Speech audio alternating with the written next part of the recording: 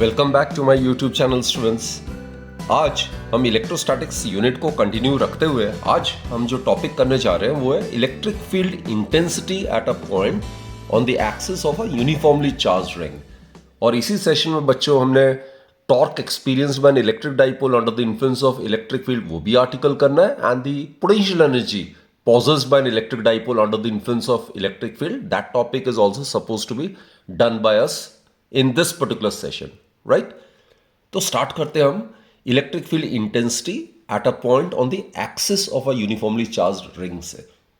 तो बच्चों ये ना एक यूनिफॉर्मली चार्ज्ड रिंग है, या आप इसको कह सकते हो यूनिफॉर्मली चार्ज्ड लूप है।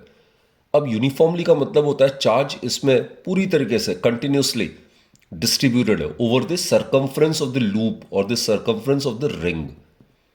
तो ये बेसिकली लूप का जो लेंथ होता है, जो सर्कम्फ्रेंस है, उसमें डिस्ट्रीब्यूटेड है चार्ज। तो ये लीनियर चार्ज डेंसिटी का कॉन्सेप्ट है, 1D चार्ज डिस्ट्रीब्यूशन है, line charge distribution.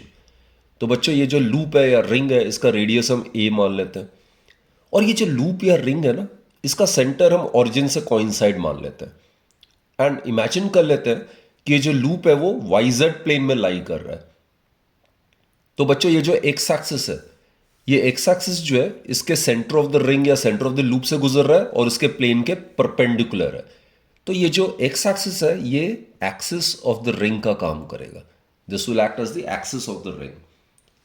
So basically students, what we are considering is we are considering a circular loop of wire or a circular ring of negligible thickness of radius A whose center O coincides with the origin and it is kept in the YZ plane, right? So x-axis will act as the axis of the loop, right? और यहाँ पे हमने माना है Q is the total charge which is uniformly distributed throughout its circumference. तो जैसे मैंने कहा इस केस में लीनियर चार्ज डेंसिटी आएगा, 1D कॉन्सेप्ट है। तो linear charge density, this we have discuss in the previous session as well. जो बच्चों लीनियर चार्ज डेंसिटी है ये होता है लैम्डा से हम डिनोट करते हैं and it is charge per unit length, that is dq divided by dl, right? This is the linear charge density, 1D case है यहाँ पे। तो बच्चों a is considered to be the radius of this loop under consideration. और ये मैंने बताया ये एक्सिस है, तो यहां पे कोई भी ऑब्जर्वेशन पॉइंट ले लेते हैं। और बच्चों ये ऑब्जर्वेशन पॉइंट P का distance centre of the loop से हम x मान लेते हैं, राइट? तो हमारा मकसद क्या, हमारा मिशन क्या है इस आर्टिकल में, हमें इलेक्ट्रिक फील्ड इंटेंसिटी या इलेक्ट्रिक फील्ड की स्ट्रेंथ निकालनी है at point P which lies on the axis of this uniformly charged ring, right? This is our objective. तो students let's complete the diagram first. यहां से distance या एक elementary सा पोर्शन लेते हैं, यहां से डिस्टेंस कितना होगा ये चेक करते हैं। We are considering an elementary portion over here. तो ये पोर्शन बच्चों dl मान लेते हैं। ये छोटे से एलिमेंट्री पोर्शन में जो चार्ज होगा that can be considered be dq, right? बच्चे this positive charge, it's considered to be positive charge. इस dq चार्ज के कारण इस पॉइंट पे जो इलेक्ट्रिक फील्ड होगा वो रेडियली आउटवर्ड डायरेक्शन में होगा। तो dq चार्ज के कारण पॉइंट P पे जो इलेक्ट्रिक फील्ड की डायरेक्शन होगी it will be in the outward direction like this, right? And small electric field point P पे जो स्मॉल इलेक्ट्रिक फील्ड है due to this elementary charge dq it may be represented by dE। और direction मैंने जैसे बताया away from the positive charge, right? अगर ये angle अगर थीटा ले रहे हैं तो this angle would be also equal to theta, vertically opposite angle. तो बच्चों ये d का मैग्नीट्यूड किसके इक्वल होगा? d का मैग्नीट्यूड जो होगा this can be treated as a point charge, right? Point charge के कारण किसी पॉइंट पे उसका फॉर्मूला क्या होता है, k that is 1/4πε0 q/r²। q के जगह यहां पे क्या आएगा dq। और डिस्टेंस इस ऑब्जर्वेशन पॉइंट का इस चार्ज से डिस्टेंस, तो ये राइट एंगल ट्राइंगल है, इजंट इट? तो अगर पाइथागोरस थ्योरम लगाओगे तो ये आ जाएगा बच्चों x² प्लस a² का स्क्वायर रूट। तो ये डिस्टेंस हो गया, तो इसका अगर स्क्वायर करेंगे तो will be left with only x² plus a²। अब बच्चों पॉइंट P पे सिर्फ dq के कारण हमें इलेक्ट्रिक फील्ड निकालना है। पूरा ये यूनिफॉर्मली चार्ज जो रिंग है उसकी वजह से हमने पॉइंट P पे नेट इलेक्ट्रिक फील्ड निकालना है, right? So for that what we do is इस d को हम दो कंपोनेंट्स में रिजॉल्व कर सकते हैं। वन अलोंग द एक्सिस, ये एक्सिस के अलोंग ही जो कंपोनेंट है ये हो जाएगा बच्चों डी ई कॉस थीटा, ये कॉस थीटा कॉम्पोनेंट होगा इलेक्ट्रिक फील्ड का। और दूसरा जो होगा इसके परपेंडिकुलर कॉम्पोनेंट होगा जो कि एक्सिस के परपेंडिकुलर होगा, it will be like this. So this component would be, ये परपेंडिकुलर कॉम्पोनेंट है, this component would be D E sine theta, right. So ये दो रेक्टेंगुलर कॉम्पोनेंट्स है डी का, it has been resolved into perpendicular components. Now students look, इसी का एक diametrically opposite component भी होगा। अगर यहाँ पे डीएल माना हुआ है तो डायमेट्रिकली ऑपोजिट यहाँ पे एक आइडेंटिकल एलिमेंट्री पोर्शन होगा, इसका लेंथ भी डीएल होगा, इसमें भी जो चार्ज होगा वो डी क्यू होगा। इसके कारण जो यहाँ पे जो इलेक्ट्रिक फील्ड होगा वो भी क्या होगा, इन द आउटवर्ड डायरेक्शन होगा। पॉजिटिव चार्ज से हमेशा इलेक्ट्रिक फील्ड की direction it's in the radially outward direction like this. तो ये भी पॉइंट पी पे इस एलिमेंट्री चार्ज के कारण इलेक्ट्रिक फील्ड का मैग्नीट्यूड डी ही होगा, d E, right. Because again ये डिस्टेंस ए हो जाएगा, this distance would be equal to x square plus A square का स्क्वायर रूट, राइट। तो ये दोनों डिस्टेंस सेम है, दोनों चार्ज का मैग्नीट्यूड सेम है, तो at a given point P which is equal distant from these two charges having same magnitude, the magnitude of electric field would be also same. तो बच्चे ये भी बाय सिमेट्री, ये भी थीटा होना चाहिए, ये भी थीटा होना चाहिए, right, vertically opposite angles. So this D can also be resolve into two components. एक तो एक्सिस के अलोंग ही कंपोनेंट हो जाएगा, ये वाला कंपोनेंट जैसे मैंने कहा cosine component, it will B D E cos theta, right. The other component is the perpendicular component, perpendicular to the axis and in the upward direction, so this will be de sin theta। अब बच्चों सिर्फ यही दो diametrically opposite components नहीं है, diameter कितने बन सकते हैं, इनफाइनाइट डायमीटर्स हो सकता है। तो वो सारे जो डायमेट्रिकली ऑपोजिट एलिमेंट्री पोर्शंस है उनका जो साइन थीटा कंपोनेंट है, यानी कि जो एक्सिस के परपेंडिकुलर जो कंपोनेंट है वो पेयर्स में कैंसिल आउट हो जाएगा। देखो ये दोनों कंपोनेंट, ये डायमेट्रिकली ऑपोजिट एलिमेंट्री पोर्शंस का क्या हो रहा है, equal in magnitude opposite directed है। तो जितने भी डायमेट्रिकली ऑपोजिट एलिमेंट्री पोर्शंस हो गए इस लूप के, उन सभी का जो इलेक्ट्रिक फील्ड का कंपोनेंट जो एक्सिस के परपेंडिकुलर होगा वो पेयर्स में कैंसिल आउट हो जाएगा। यानी कि D sine theta component net electric field को पॉइंट पी पे कंट्रीब्यूट नहीं करेगा। So what I mean to say is that summation of dE sin theta, it won't contribute anything towards the net electric field at point P, so its value is 0, right। और जो बच्चों यहाँ पे point P पे net जो electric field होगा वो सिर्फ डी कॉस थीटा कॉम्पोनेंट की वजह से होगा। सारे के सारे जितने डायमेट्रिकली ऑपोजिट एलिमेंट्री पोर्शंस है उनका जो डी कॉस थीटा कॉम्पोनेंट है वो along the axis he act करेगा, सारे के सारे इसी डायरेक्शन में एक्ट करेगा। तो रिजल्टेंट जो इलेक्ट्रिक फील्ड होगा at point P at any point on the axis, it will be given by summation dE cos theta। ध्यान देना ये सिर्फ दो कंपोनेंट नहीं और D cos theta plus D cos theta मत करना, इसमें ढेर सारे डायमेट्रिकली एलिमेंट्री पोर्शंस हैं, उन सभी का D cos theta component along the axis होगा। तो D cos theta plus D cos theta plus D cos theta वो n टाइम्स जाएगा। सो टोटल जो एडिशन है उन सभी डी कॉस थीटा कंपोनेंट का which is given by summation of this, that will give you the net electric field at point P, right. तो बच्चों net electric field at point P में उसका expression निकालते हैं, क्या आएगा, इंटीग्रेशन ऑफ या summation of D E cos theta. D के जगह बच्चों ये वाला वैल्यू हम सब्स्टिट्यूट कर सकते हैं, it will B D Q divided by 4 pi epsilon not x square plus A square into cos theta, right. अब डी क्यू और कॉस थीटा का वैल्यू सब्स्टिट्यूट करते हैं। जैसे मैंने कहा यहाँ पे बच्चों डी क्यू जो होगा it will be equal to lambda d l, और लैम्डा मैंने बताया है linear charge density. Linear charge density क्या होता है, चार्ज पर यूनिट लेंथ, यहाँ पे सरकमफ्रेंस आ जाएगा, तो it will B Q, it is the charge uniformly distributed over the circumference of the uniformly charge loop. इसका रेडियस ए है, तो टोटल जो लेंथ होगा इसका ये हो जाएगा 2 pi A, that is the circumference into D L, right. तो ये डी क्यू का वैल्यू आ जाएगा। और कॉस थीटा का वैल्यू इस राइट एंगल ट्राइंगल से हम बेस ओवर हाइपोटेन्यूज से निकाल सकते हैं। So net electric field at point P would be given by summation, इसके जगह आप इंटीग्रेशन भी लिख सकते हो, डी क्यू के जगह Q D L divided by 4 pi epsilon naught, आगे 2 पाई ए भी है, right, and then X square plus A square and then बच्चों cos theta is base over hypotenuse. Base तो हो गया एक्स, हाइपोटेन्यूज हो जाएगा एक्स स्क्वायर प्लस ए square का स्क्वायर रूट, राइट। जो भी कांस्टेंट है इसको हम बाहर निकाल सकते हैं। So net electric field at point P it would be given bye Q x divided by 4 pi epsilon 2 pi ए। ये बच्चे बेस सेम है तो पावर एडअप हो जाएगा, 1 plus half it would be equal to 3/2।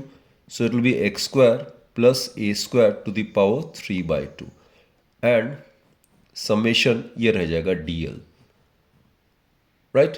अब ये छोटे टुकड़े डीएल को अगर मैं एडअप कर देता हूं, it will combine together to form the total circumference of the ring. तो इंटीग्रेशन ऑफ डीएल किसके इक्वल होगा यहाँ पे? Here integration of dl it would be equal to total circumference of the ring which is 2 pi a. तो ये 2 pi a will get cancelled out, so the expression would be qx divided by 4 pi epsilon x square plus a square to the power 3/2. So this is the expression. और बच्चों अगर ये uniformly positively charged है तो यहाँ पे eight a point on the axis electric field की direction क्या होगी? Along the positive x direction, right, away from the centre of the ring.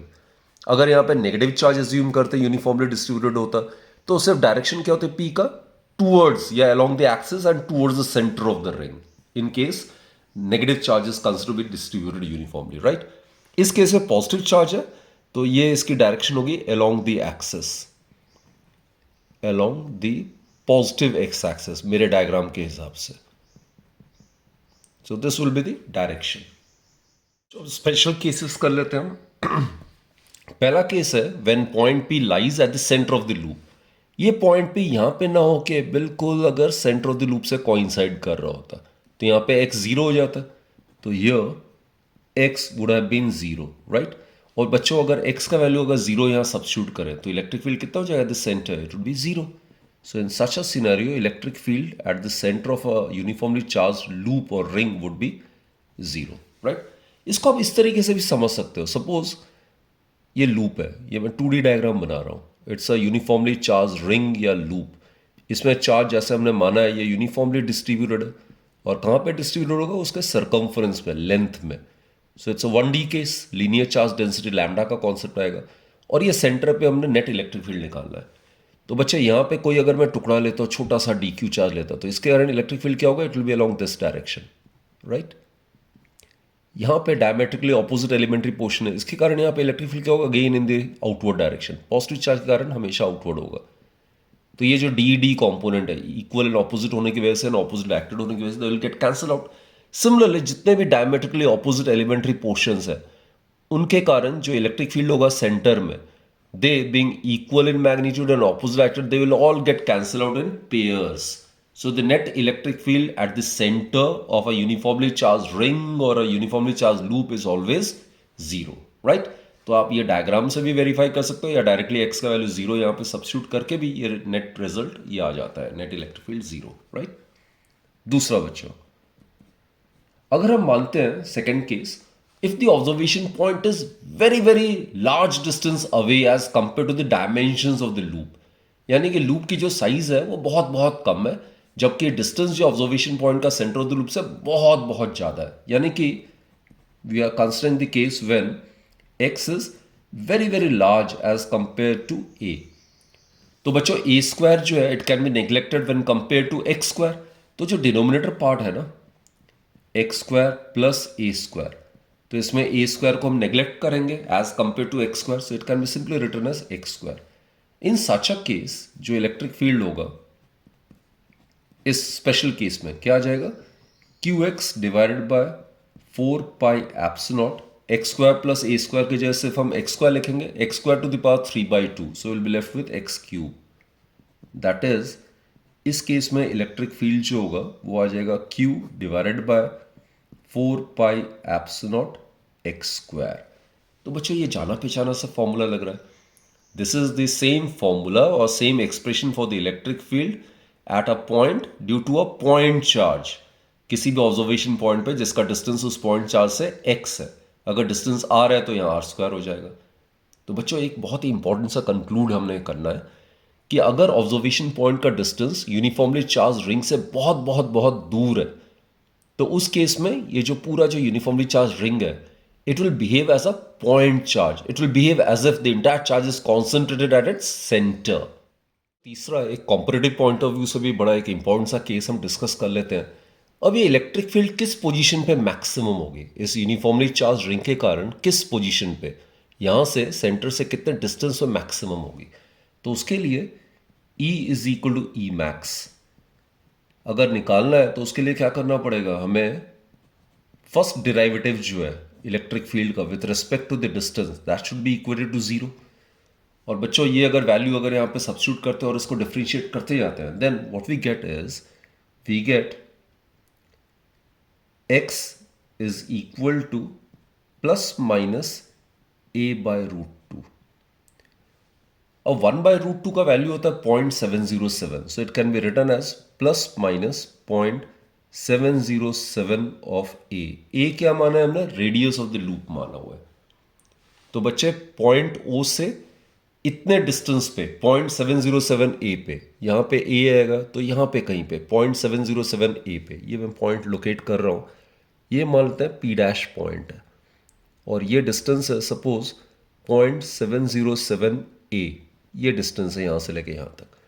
तो यहां पे इलेक्ट्रिक फील्ड जो होगा वो मैक्सिमम होगा due to this uniformly charged ring, right. तो डायग्रामेटिकली कैसे आप डिपिक्ट करोगे, तो डायग्रामेटिकली अगर मैं y एक्सिस को इलेक्ट्रिक फील्ड से डिनोट करता हूं और ये x एक्सिस को मैं ये distance of the observation point से डिनोट कर रहा हूं from the centre of the loop, right. Centre of the loop ये वाला है, यहां पे इलेक्ट्रिक फील्ड जीरो होता है सेंटर ऑफ द लूप में। तो it will be like this, on either side of the loop हमने डिस्कस करना है, तो एक नेगेटिव क्वाड्रेंट में भी हमने शो करना है। तो ग्राफ का नेचर अगर मैं ई और आर के बीच में प्लॉट करूं, it should B like this बच्चों। ये जो है ना ये मैक्सिमम वैल्यू है, this is the maximum value, ये मैक्स है, ई मैक्स। और इस तरफ अगर करते हैं तो ये वाला मैक्सिमम, मैग्नीट्यूड सेम होगा। तो this is the maximum value electric field का। और ये किस पोजीशन पे होगा, सेंटर से कितने डिस्टेंस में होना चाहिए, a/√2। ये प्लस a/√2 हो जाएगा ये वाला पोजीशन, और ये वाला पोजीशन माइनस a/√2 हो जाएगा, राइट। और ये सेंटर ऑफ द लूप है, सेंटर ऑफ द लूप में इलेक्ट्रिक फील्ड जीरो होता है। So this is the graph showing the variation of electric field with r।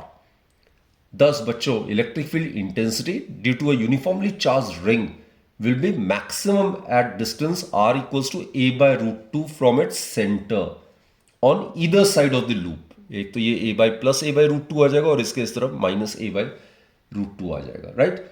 And this is the variation of electric field intensity due to a charged ring with distance x from the center of the ring, right। बच्चों अगला article जो है वो ये है कि जब हम डाइपोल को यूनिफॉर्म इलेक्ट्रिक फील्ड में रखेंगे तो वो टॉर्क एक्सपीरियंस करेगा और उस टॉर्क का एक्सप्रेशन हमने निकालना है। Then we are suppose to discuss the special cases as well, right. तो पहले तो uniform electric field, uniform electric field का मतलब किसी रीजन में अगर इलेक्ट्रिक फील्ड यूनिफॉर्म है, इसका मतलब उसकी स्ट्रेंथ उस रीजन के हर एक पॉइंट पे और डायरेक्शन बिल्कुल सेम होगी।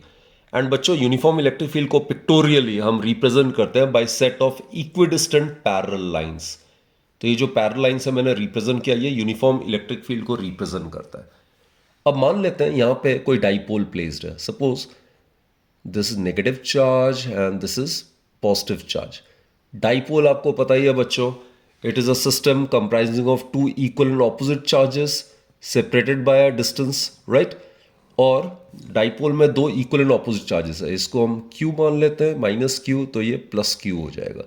और ये सेंटर ऑफ द डाइपोल मान लेते हैं। और आपको पता है डाइपोल लेंथ या डाइपोल मोमेंट दोनों वेक्टर क्वांटिटी होते हैं और उनकी डायरेक्शन क्या होती है, from negative charge to positive charge. This the direction of the dipole moment जो मैं रिप्रेजेंट कर रहा हूं, कहां से कहां, negative charge to positive charge. ये हो जाएगा बच्चों P vector, this the dipole moment. और P वेक्टर किसके इक्वल होता है, it is equal to product of magnitude of either of the charge and the distance between them. Distance between them को हम डाइपोल लेंथ कहते हैं, which is again a vector quantity direction is taken from negative charge to positive charge, और ये centre of the dipole है, यहां electric field की direction इस तरफ है. So theta is the angle between P vector and E vector, right. Theta is considered to be the angle between electric dipole moment and electric field vector. Now students look, ये जो positive charge है under the influence of this electric field E will experience a force QE along the direction of the electric field, right? It will experience a force QE along the direction of the electric field. आपको पता ही है बच्चों electric field का formula क्या होता है. Electric field होता है फोर्स पर यूनिट चार्ज, राइट. तो फोर्स क्या हो जाएगा, Q इंटू ई हो जाएगा. And if Q happens to be positive then it will experience force QE along the direction of the electric field. और अगर ये चार्ज नेगेटिव है then it will experience force in a direction opposite that of the electric field. तो बच्चों ये negative charge है, तो electric field की डायरेक्शन अगर इस तरफ है तो ये उसके ऑपोजिट डायरेक्शन में QE फोर्स एक्सपीरियंस करेगा, right. So it will experience this force of the same magnitude but in the opposite direction. तो ये दोनों फोर्सेस क्या हुआ बच्चा, ये दोनों फोर्सेस इक्वल इन मैग्नीट्यूड है, ऑपोजिट डायरेक्टेड है, लेकिन इनका लाइन ऑफ एक्शन डिफरेंट है. ये इस लाइन के अलोंग एक्ट कर रहा है और ये इस लाइन के अलोंग एक्ट कर रहा है. तो ये बेसिकली एंटी पैरेलल है, इनका लाइन ऑफ एक्शन सेम नहीं है. तो these two forces being equal in magnitude, opposite directed and having different lines of action will constitute a torque which will tend to rotate this dipole about point O in the clockwise direction like this. ये दोनों forces जो है ये torque को constitute करेगा और वो rotational effect induce करेगा. तो ये दोनों फोर्सेस इक्वल इन मैग्नीट्यूड होने की वजह से, ऑपोजिट डायरेक्टेड होने की वजह से और मोस्ट इंपॉर्टेंटली इनका डिफरेंट लाइंस ऑफ एक्शन होने की वजह से ये टॉर्क कॉन्स्टिट्यूट करेगा, जिसकी वजह से ये डाइपोल को पॉइंट O के अबाउट रोटेट करेगा in the clockwise direction along the direction of the electric field. इसकी टेंडेंसी होगी टॉर्क की कि ये डाइपोल को क्लॉकवाइज रोटेट करे और वो डाइपोल को along the direction of electric field align कर दे. और बच्चों टॉर्क का फॉर्मूला में पता है, torque is given by product of magnitude of either of the force and the perpendicular distance between them, right. इन दोनों का मैग्नीट्यूड सेम ही है, तो torque it's given by tau it's equal to product of magnitude either of the force. दोनों forces का magnitude same है, तो किसी एक फोर्स का मैग्नीट्यूड QE और इनके बीच में परपेंडिकुलर डिस्टेंस इन दोनों फोर्सेस के बीच में. तो ये मैंने पता है एंटी पैरेलल है, इनके लाइन ऑफ एक्शन डिफरेंट है, तो ये मैं एक रेफरेंस लाइन ड्रॉ कर रहा हूँ.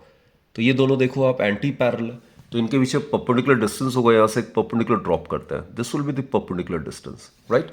ये D मान लेते हैं, ये वाले दोनों फोर्सेस के बीच में ये परपेंडिकुलर डिस्टेंस होगा विच इज D. तो ये आ जाएगा QE इंटू D. इसको आगे बच्चों सॉल्व करते हैं. इस D को हमने डाइपोल मोमेंट और थीटा के टर्म से रिप्रेजेंट करना है. This is theta.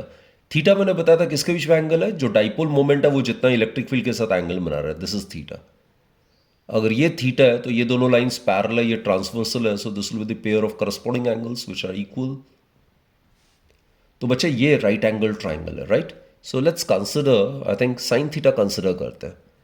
Sine theta क्या होगा बच्चे, परपेंडिकुलर बाय हाइपोटेन्यूज. यहां से लेके यहां तक जो डिस्टेंस है उसको हम डाइपोल लेंथ कहते हैं, आपको याद ही होगा. इसको हमने रिप्रेजेंट किया था 2a से. तो यहां से लेके यहां तक का डिस्टेंस जो है that is dipole length which is equal to 2a. So it is perpendicular by hypotenuse, that is D by 2a. तो D को हम लिख सकते हैं 2a sine theta, isn't it? So QE D के जगह हम लिख सकते हैं 2a sin theta. It can further be represented like this. Q terms को थोड़ा रीअरेंज करो, हम ऐसे लिख सकते हैं. और हमें पता है डाइपोल मोमेंट का मैग्नीट्यूड क्या होता है, Q into 2a. Q product of magnitude either of the charge and the dipole length. So बच्चे टॉ हो जाएगा मैग्नीट्यूड में PE sin theta. This is the formula. And in the vector form, in vector notation, torque is a vector quantity obviously. In vector form, tau vector, it may be represented as P vector cross E vector. It is the cross product or the vector product. A cross B आपको पता ही है, A B sin theta n cap आता है, right? So theta is the angle between P vector and E vector. So torque may also be represented as the vector or the cross product between the dipole moment and the electric field vector. बच्चों यहाँ पे torque जो है it's a vector quantity, तो direction की बारी आती है. Direction as you are aware, I mean अगर हम प्रॉपर्टीज ऑफ वेक्टर प्रोडक्ट को यूज करें तो tau vector it should be perpendicular to both P vector as well as it should be perpendicular to E vector. What I mean to say is that the direction of the torque is perpendicular to the plane containing P vector and E vector. And it can be given by right hand thumb rule या आप right hand screw rule भी use कर सकते हो. जैसे बच्चों ये P vector है, ये E vector है, right? और P cross E means angle की ओरिएंटेशन होगी P से E like this. तो इस केस में you will be doing like this. Right hand rule में अगर यूज करो तो थंब किस तरफ पॉइंट कर रहा है? इनवर्ड डायरेक्शन में पॉइंट कर रहा है, राइट? तो जिस डायरेक्शन में एंगल की ओरिएंटेशन है उसी डायरेक्शन में rest of the fingers curl करना चाहिए. उस केस में थंब जो है इन दोनों के क्रॉस प्रोडक्ट के रिजल्टेंट की डायरेक्शन को रिप्रेजेंट करता है. So here the direction of the torque is perpendicular to the plane containing P vector and E vector and directed inwards. So it is directed inwards, right? अब कुछ special cases भी discuss कर लेते हैं. पहला जो है बच्चे, when theta is equal to 0 degree. जब थीटा 0 डिग्री होगा तो उस केस में diagram would be somewhat like this. ये इलेक्ट्रिक फील्ड है और ये डाइपोल मोमेंट है. पी और E vector which angle 0 degree है. तो यहां पे टॉर्क कितना हो जाएगा? थीटा 0 तो sine 0 is 0, torque would be equal to 0. और जैसे मैंने कहा था, जब कभी भी ये जो टॉर्क होता है ये डाइपोल को हमेशा इलेक्ट्रिक फील्ड के डायरेक्शन अलोंग अलाइन करने की कोशिश करता है. और जब डाइपोल और इलेक्ट्रिक फील्ड की ये वाली ओरिएंटेशन होती है इसको हम कहते हैं stable equilibrium. It is known as stable equilibrium. आगे डिस्कस करेंगे. Here the potential energy of the system would be minimum. जबकि दूसरी तरफ बच्चों, when theta is equal to 180 degree means electric field ऐसे है एंड डाइपोल मोमेंट इस direction में ऑपोजिट है. So here the angle between P vector and E vector is 180 degree. Here theta is 180 degree. Sine 0 भी 0 होता है, sign 180 भी 0 होता है. तो इस केस में भी torque would be equal to 0. But this alignment of the dipole with respect to the electric field it corresponds to unstable equilibrium. Unstable equilibrium बच्चों हम डिस्कस करेंगे कि यहां पे पोटेंशियल एनर्जी जो होता है सिस्टम का it is maximum. Stable equilibrium potential energy of the system is minimum, while in the case of unstable equilibrium the potential energy system is maximum. Will discuss it. And when theta is equal to 90 degree, 90 degree का मतलब है when the dipole is placed perpendicular to the electric field. ये electric field है और dipole इस direction में like this. This is the direction of dipole. It is making an angle of 90 degree. Sin 90 is maximum, which is having value of +1. So torque बच्चों यहाँ पे maximum होगा and it is equal to PE. So the dipole will experience maximum torque when it is placed perpendicular to the direction of the electric field. And if the dipole is aligned along or opposite to the direction of electric field, then it won't experience any torque. तो एक और special case हम discuss कर लेते हैं. हमने यहां पे देखा अगर डाइपोल यूनिफॉर्म इलेक्ट्रिक फील्ड में है तो ये दोनों charges equal and opposite forces exert कर रहा है. तो चाहे एंगल थीटा कुछ भी हो, नेट जो फोर्स है, net force acting, it would be equal to plus QE plus minus QE. So it will be equal to 0, right? So net force acting on the dipole it will be equal to 0. But torque जो होगा only in case the dipole is placed along the direction of the electric field, then torque would be also equal to 0 in case theta is equal to 0 degree, right? So net force acting on an electric dipole in case it is placed on a uniform electric field is always 0. जबकि बच्चे non uniform electric field में क्या होगा? Non uniform का मतलब यहाँ पे electric field की स्ट्रेंथ कुछ और होगी, यहाँ पे कुछ और होगी, राइट? तो उस केस में अगर इलेक्ट्रिक फील्ड मान लेते हैं इस डायरेक्शन में इंक्रीज कर रहा है तो it will experience a force E1 मान लेते हैं along this direction. It will experience the opposite force और मैग्नीट्यूड भी इसका अलग होगा. E2 मान लेते हैं यहाँ पे मैग्नीट्यूड जो कि कम है E1 से. तो यहाँ पे F1 vector it would be equal to QE1 vector along this direction, और F2 वेक्टर जो होगा, जो नेगेटिव चार्ज एक्सपीरियंस कर रहा है, -QE2 वेक्टर होगा इन द ऑपोजिट डायरेक्शन। सो ये दोनों फोर्सेस ऑपोजिटली डायरेक्टेड है, लेकिन इनका मैग्नीट्यूड भी डिफरेंट है। तो यहाँ पे जो नेट फोर्स होगा वो जीरो नहीं होगा, it will be having some net non zero value.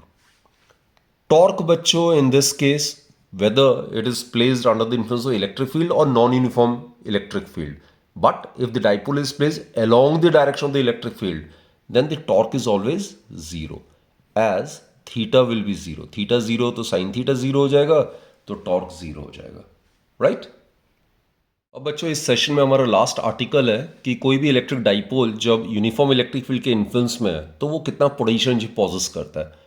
So we are supposed to find out the expression for the potential energy possessed by a dipole under the influence of uniform electric field. तो बच्चों अभी अभी हमने discuss किया था कि जब dipole angle theta बना रहा है इलेक्ट्रिक फील्ड के साथ, यूनिफॉर्म इलेक्ट्रिक फील्ड के साथ, then what happens is these two charges will experience equal and opposite forces. They are equal in magnitude, opposite directed, and they are having different lines of action. So what happens is they will constitute a torque और a couple which will tend to make the dipole rotate about point O, that is center of the dipole, in the clockwise direction. और tendency क्या होगी, it will tend to rotate the dipole in the clockwise direction along the direction of the electric field, right? और अभी हमने किया था ये जो टॉर्क का एक्सप्रेशन है, जितना टॉर्क ये डाइपोल एक्सपीरियंस करा, that is given bye PE sin theta. This we are already aware. The torque experienced by a dipole under the influence of uniform electric field is given by tau equals to PE sin theta. Theta is the angle which the dipole moment makes with the electric field vector. अब बच्चा ध्यान से सुनना, इस torque के खिलाफ अगर इस डाइपोल को अगर स्मॉल एंगल डी थीटा से अगर रोटेट कर रहा हो इन दी एंटी क्लॉकवाइज डायरेक्शन, तो उसके लिए कुछ वर्क डन करना पड़ेगा। That amount of work done in rotating the dipole against the torque is stored in the dipole in the form of its potential energy. समझो जरा, पहले मान लेते ये डाइपोल, ये इसकी इनिशियल पोजीशन थी, ये डॉटेड से मैंने रिप्रेजेंट किया, जो कि डाइपोल थीटा एंगल बना रहा है इलेक्ट्रिक फील्ड के साथ। अब इसको टॉर्क के अगेंस्ट मैं इस डाइपोल को रोटेट कर रहा हूं इन दी एंटी क्लॉकवाइज डायरेक्शन से, suppose through small angle d theta. तो ये जितना वर्क डन मुझे करना पड़ रहा है इस डाइपोल को टॉर्क के खिलाफ एंटी क्लॉकवाइज डायरेक्शन में through small angle d theta rotate करने के लिए, that small amount of work done it would be given by tau into d theta. Rotational motion में work done is given by torque into d theta. Force जो काम करता है translatory motion में वही टॉर्क करता है रोटेशनल मोशन में, और लीनियर डिस्प्लेसमेंट जो काम करता है ट्रांसलेटरी मोशन में उसकी जगह आ जाएगा एंगुलर डिस्प्लेसमेंट, राइट? तो small work done in rotating the dipole against the torque through small angle d theta is given by dw equals to tau d theta. Therefore इसमें वैल्यू अगर हम substitute करते हैं तो it will be PE sin theta d theta. So total work done in rotating the dipole, say from initial angle theta 1 to theta 2, it would be given by integration of PE sin theta. Limits would be from theta 1 to theta 2, right? तो बच्चे total जो work done हो जाएगा वो PE आप बाहर ले सकते हो, integration of sine theta, limits would be from theta 1 to theta 2। अब बच्चे साइन थीटा का इंटीग्रेशन जो होता है it is equal to minus cos theta, isn't it? अब इसमें upper limit minus lower limit करेंगे, so what we get is PE minus cos theta 2 minus cos theta 1, upper limit minus lower limit किया। And as I stated, this work done gets stored in the dipole in the form of its potential energy. तो potential energy को हम U से represent करते हैं, so it will be equal to, ये plus हो जाएगा ये माइनस हो जाएगा, तो इसको टर्म्स को हम रीअरेंज करके लिख सकते हैं। PE ये वाला टर्म हम पहले लिख रहे हैं, it is cos theta 1 minus cos theta 2। बच्चों this is the expression for the potential energy stored in an electric dipole. एक स्पेशल केस की बात कर लेते हैं। मान लेते हैं इनिशियली जो है, इनिशियली सपोज ये इलेक्ट्रिक फील्ड है और ये डाइपोल है, इस तरीके से initially means the dipole is making an angle of 90 degree, theta 1 90 degree है, और बाद में इसको हम रोटेट करते हैं और इस पोजीशन पे ले आता है। ये इलेक्ट्रिक फील्ड है और ये मान लेते हैं डाइपोल है। ये फाइनल एंगल थीटा बना रहा है, theta 2 is equal to theta. So when the dipole is initially at right angle and then we set it at an angle theta with the electric field finally, right? So theta 1 का value 90, theta 2 का value theta, अगर हम इस फॉर्मूले में substitute करते हैं तो इस केस में जो पोटेंशियल एनर्जी आता है बच्चों, क्या आ जाएगा? PE cos theta 1 is 90 and cos 90 is 0 minus cos theta 2 की जगह थीटा आ जाएगा. So what we can write is u is equal to cos 90 is 0. So it will be minus PE cos theta. Now it may also be represented as u is equal to minus P vector dot E vector. ये जो dot है ये dot product है या scalar product है.